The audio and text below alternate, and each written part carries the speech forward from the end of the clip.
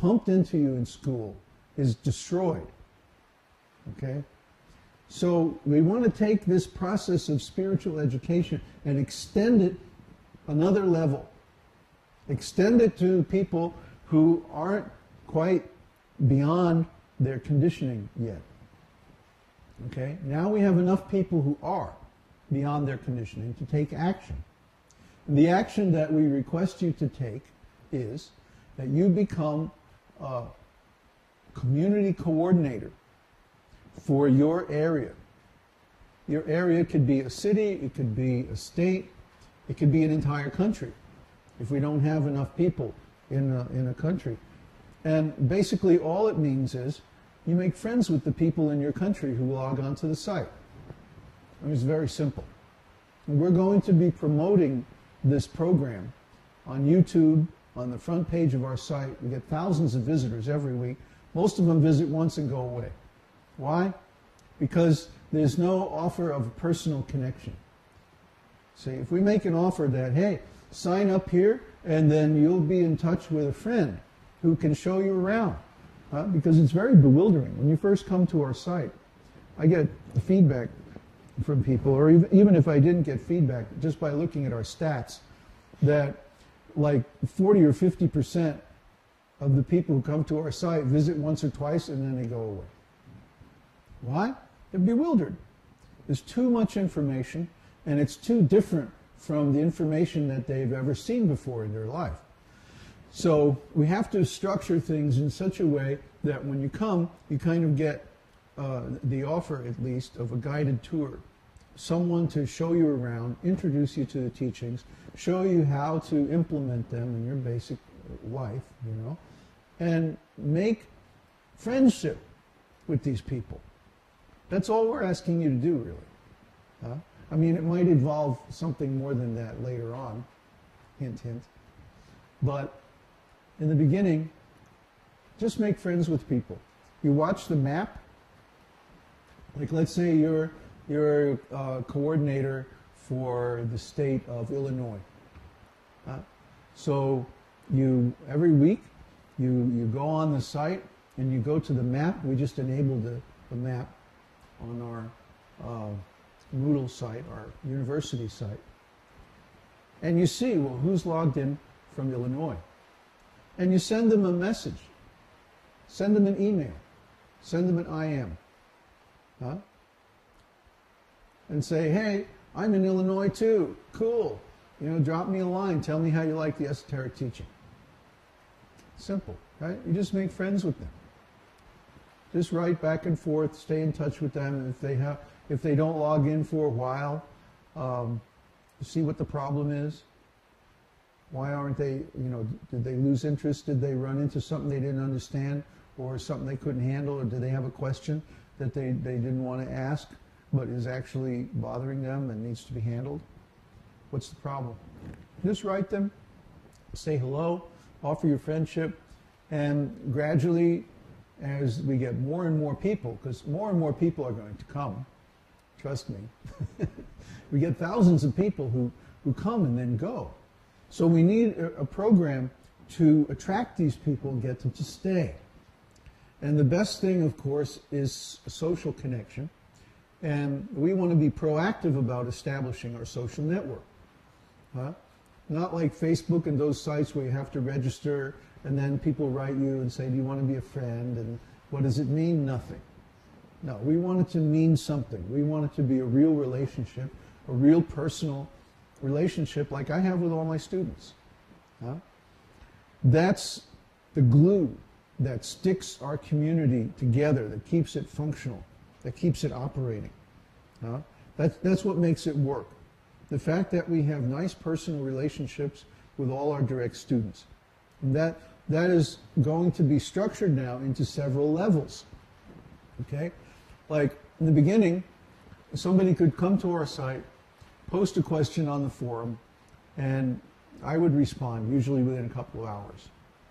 Now, the site is growing to the point where I can really only offer that level of personal interaction with people who are students in our university courses, because there's just too many of them. too many students. I mean, I'm only one person. I can only be involved with so many people, or I start to forget who is who and what's going on, and, you know, lose time for eating and sleeping and stuff like that. So we have to keep things organized in such a way that I have help. Now, of course, we already have many students who have been around for a while and know the philosophy pretty well. So why don't those students who have been a little experienced in the practice of our teachings start making friends with the new students? Give them a reason to stick around. Encourage them. Help explain things to them if it's not clear. Because there are a lot of things about our teaching that a person with an ordinary background would find difficult to understand. I know this, but I've been living this way for so long that it's hard for me to relate. Most of you are pretty new to the esoteric teaching, and you can still remember a time before you came in contact with it. I have a hard time doing that because it's been so long. It's been like 40 years. So to me, this esoteric teaching is just normal. And the way most people live looks really messed up to me. I mean, we see the people here in Chile, and, you know, they're all drinking and eating meat, working very hard for some rascal company, being exploited, and you can see it in their faces. Their faces look like graveyards. They look like sewage processing plants. They look like factories. They look like they've been put through the mill, and stepped on a bunch of times and stuff like that. So they're very unfortunate. We want to make them fortunate. And how do we do that? By spiritual education. So don't worry, we're working on a local preaching program. It's going to take a little time because it's all in Spanish, and you know, I don't speak much Spanish. So it's going to take some time. But you can also help. We'd like to establish these communities all over the world. The financial meltdown is global. The last time that we had a depression back in 1930s, 1920s, 1930s, the world was still pretty much divided up into separate countries. Now, because of multinational corporations, what happens in one country affects all the others. So especially what happens in the U.S. affects all the other countries in the world, and the U.S. is in big trouble. They're swamped with debt. They have a tremendous trade imbalance, especially with China. And of course, politically, we've just gone through 8 years of completely unrealistic foreign policy and so on like that.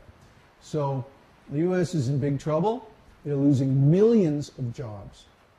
Well, now those people are on unemployment for the next 6 months or a year or so, but then what's going to happen?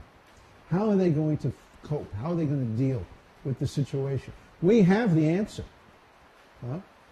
You can't deal with this situation as an individual or as a nuclear family. The multinationals, they like to break families up. They like to individuate people. Be yourself, be who you are, like that. Buy our brand of corn chips or soda or something, right? So they encourage this individuation. Individuation means when a person splits off from a natural social group. And in school, they artificially isolate you with a whole bunch of people your age. And so you lose the ability to relate to people who are not your age. And then, guess what happens? You have needs for relationships that people your age can't handle.